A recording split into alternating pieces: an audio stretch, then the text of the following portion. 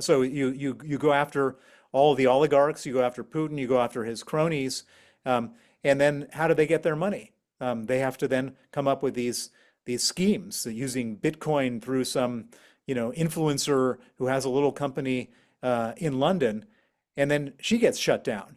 And then who else do they go to? And eventually people say, well, I don't want to get involved. I don't want to go to jail. And that's how you shut down these networks. That's how you make life difficult for Vladimir Putin. Bill Browder, it's a big police operation, this. We've got 70 arrests just in the UK. It's dealing with a massive international money laundering operation, which we are told allowed oligarchs and gangs.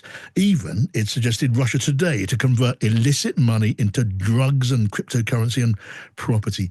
Is this a significant blow, Bill, against Russia's dirty money operations? Well, what I would say is that this is a significant development for the UK to have done. I've been very critical for many years because for many years the UK has been welcoming dirty money from Russia and Russian money laundering without any consequence. And this is the first time since Vladimir Putin came to power that there's been a serious, proper prosecution against Russian money laundering in the UK. And so that's the significance. It makes it much harder in the future for people who are doing this type of activity to feel comfortable knowing that there were many other people who were arrested in a different money laundering scheme. And so for me, that's the significance. Will this shut Russia down? Probably not. I mean, these people have a huge amount of money. They get a huge amount of money needs outside the country. They need to launder money. And they've been doing it for many, many decades in unbelievably large amounts. And so this will certainly annoy a few people. It's not going to stop the whole thing from happening, but it's a very, very good first step for the UK to be doing this. Right, I see, I'm looking at the Times report, that this network was run by two Russian financial institutions, Smart and TGR. Can you tell us about those institutions? Well, all I know is what I've read in the papers, and these are not sort of major financial institutions. These are all sort of startups run by entrepreneurs. And I would say that just based on how I know Russia, that this is the tip of a big iceberg. And so this is not the main channel through which all money is laundered out of Russia. This is just one of Mm, many.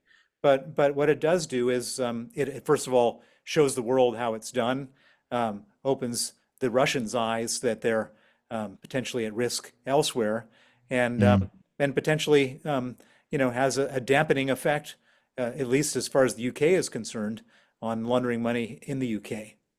Right, look, some of the funds we're talking about came, Bill, from ransomware attacks on the NHS. It does demonstrate that the reach of this operation and operations like this really go long and deep. Well, it's absolutely something to be applauded that they've done this. As I said, the UK, we used to call London grad. Why do we call it London grad? Because all the dirty money from Russia came to London. They used their dirty money to buy up properties and businesses and politicians, and so and nobody ever did anything about it until now. So this is a really good milestone, a good first step, and hopefully not the first of these types of investigations and prosecutions. Yes. I mean, how far are we talking about the state's involvement and how far gangs, working as it were, with or on the state's behalf or under their, in their interests? Well, this is one of the big misconceptions that many people make about Russia. They say, on one hand, there's the mafia, on the other hand, there's the government, and these are two Mm, separate bodies. What I've seen in my own experience is that the Russian government is the mafia, and I mean that seriously. So, mm. they could be having cabinet meetings about interest rates in one meeting, and then the next meeting they have cabinet meetings talking about extraterritorial assassinations, and it's all part of the same organization and infrastructure.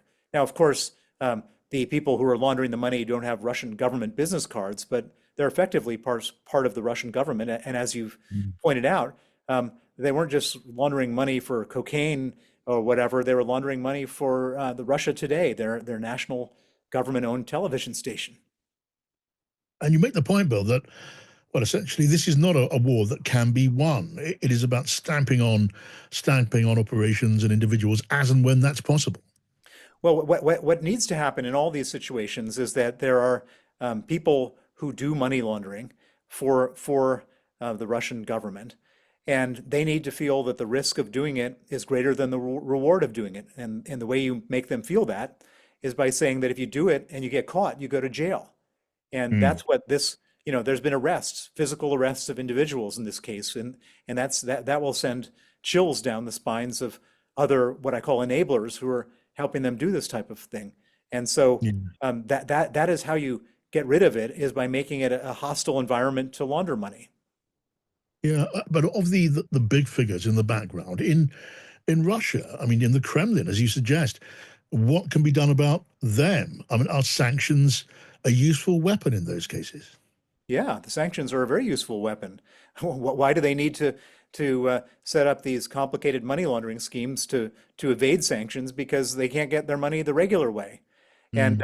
And so sanctions are extremely useful and very powerful, and harming them in ways you can't even imagine. I mean, they're Yeah. suffering because of these sanctions, and it's humiliating for them because of these sanctions. And we should do more Mm. of these sanctions, and we should crack down, as we have just seen here, on people trying to evade the sanctions.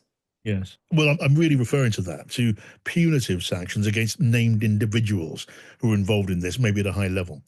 Yeah, well, so you go after all the oligarchs, you go after Putin, you go after his cronies, and then how do they get their money? They have to then come up with these schemes, so using Bitcoin through some influencer who has a little company in London, and then she gets shut down.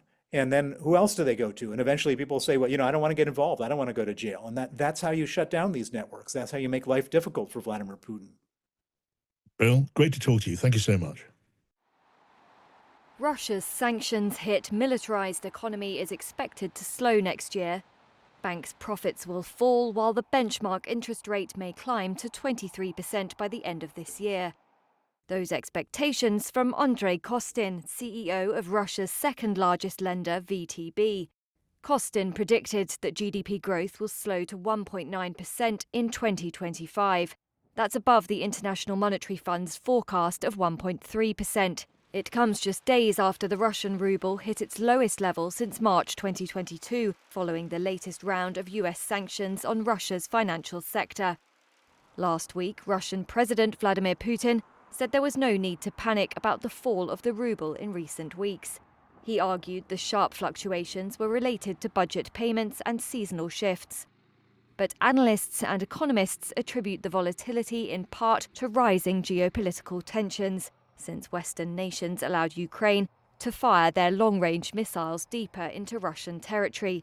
They also believe US sanctions on Gazprom Bank last week could have been a factor. Russia is grappling with high inflation, and the central bank has already hiked its key rate to 21%. It's at its highest level in over 20 years, and has drawn criticism from businesses struggling with high borrowing costs. In an interview with Reuters, Kostin cautiously criticized the central bank's hawkish monetary stance. He added that Western sanctions, high spending on the military, and elevated high inflationary expectations made the benchmark interest rate less effective.